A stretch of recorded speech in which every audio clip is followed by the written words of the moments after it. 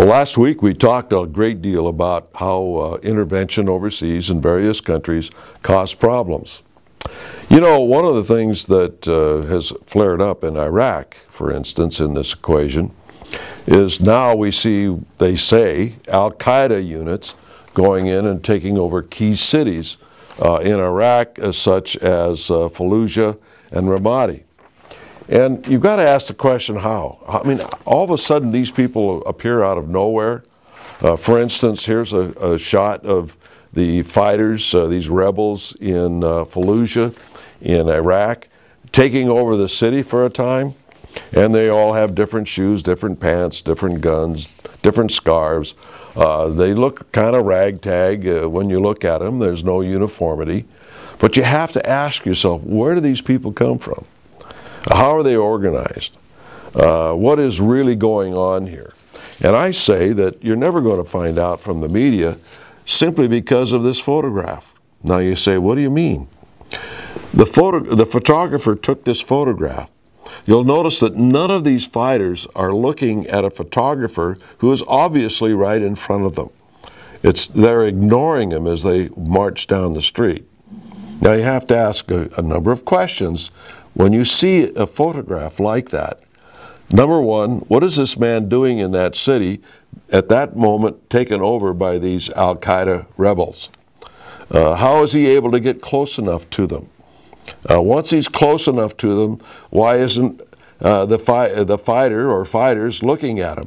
What usually happens when a photographer sticks up his camera or his video camera? Everybody smiles and waves, everybody's happy, shoot me. They ignore him. What does that tell you about the photographer? It tells you really he's part of the problem. He's there to sell an idea.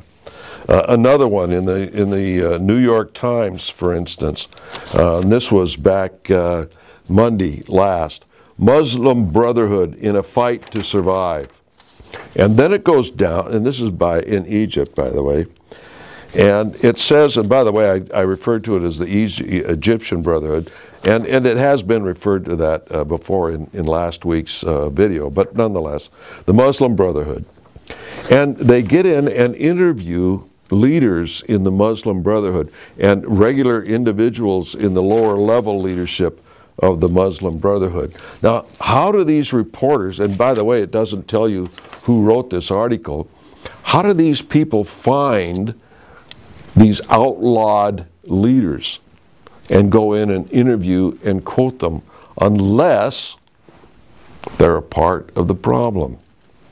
You know, one day when I finally get my book out there, that's so thick, on American history, the first 100 years, there's one part in there that documents very well how American newspaper reporters were participating in murder, arson, mayhem, and reporting back to their papers as unbiased reporters, when in fact they were part of the rebel organizations themselves and guilty of these crimes.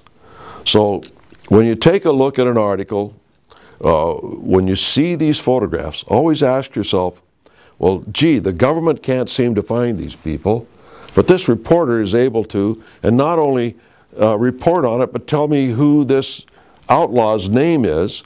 How are they able to do that? They're part of the problem.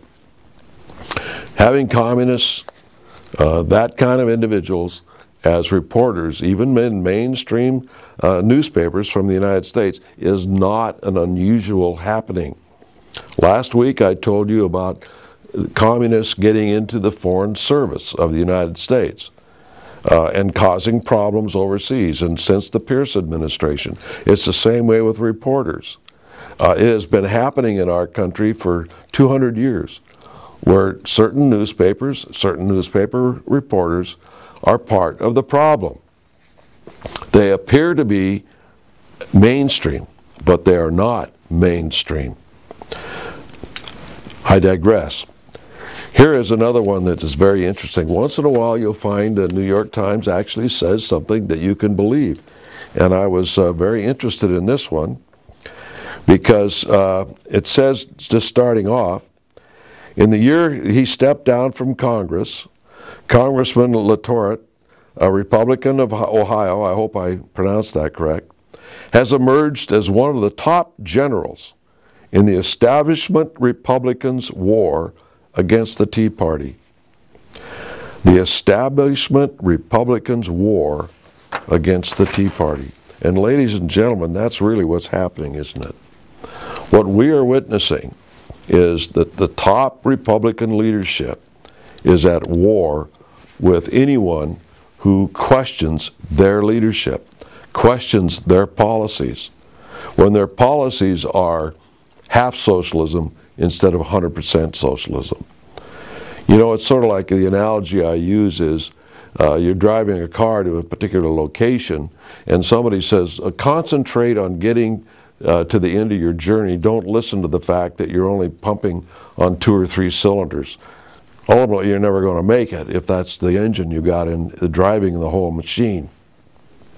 And that's the problem we have with the Republican Party. It's operating on 2 or 3 cylinders. You've got to fix the conservative movement if you're going to reach your destination. They want to do away with the Tea Party movement, the independent Tea Partiers, not the ones who are constantly becoming under more consolidated control of certain individuals and the Republican establishment. And what we see as part of all that is a ridicule of Tea Partiers and a ridicule of the John Birch Society. Particularly in the last few weeks, I've noticed that in certain articles, videos, etc., a particular ridicule of the positions of the John Birch Society. Oh, we all know that climate control is a scientifically proven fact, not control, but the deterioration of our environment, that the earth is warming, then it's cooling, then it's warming. In fact, such ridiculous statements of these blizzards prove global warming. It just doesn't compute for me. If it's getting colder, why is it getting warmer? They expect me to believe everything that they put in the paper. For instance, one of the things that they haven't told people is that the polar ice cap actually grew 50% in the last year. I've seen programs where it says it's shrinking. It actually grew 50% and stayed there all summer long. How many times have you seen in anything lately that group of scientists that got caught in the ice pack in Antarctica were down there on a global warming fact-finding tour?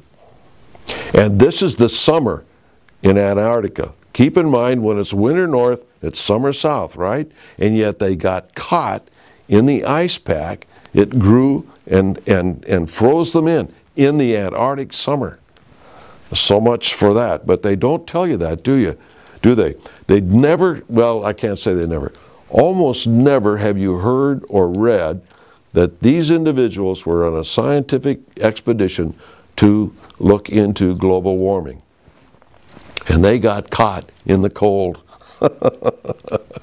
Out in the cold, I guess. At any rate, these things have been a problem for us ever since the inception of our country. Whether you're talking about the ecology or whether you're talking about bad reporting, not just bad reporting, but reporting designed to get you to believe in something to further the socialist agenda, particularly with the ecology. The main point, and I could digress a little bit more on this because I saw some things over the weekend, but it would take several minutes more. The main problem in all of ecology, in Mother Earth and all of that, is the human being. If you look at what they want to eliminate the human being at least down to a sustainable level. All the CO2 emission arguments, global warming, climate change, whatever is caused by humans. We have to reduce the human population. And this has been going on ever since the days of Amos Bronson Alcott, who was the superintendent of schools at the Concord schools in Massachusetts. He tried to start 2 communist communes.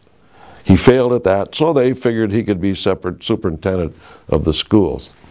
And part of what he had in there was walks in the woods for the ecology and all of that. It started way back then by these people. Oh, by the way, he's the father of Louise May Alcott. That's a little clue about the reading materials for kids. Until next week, we'll see you then.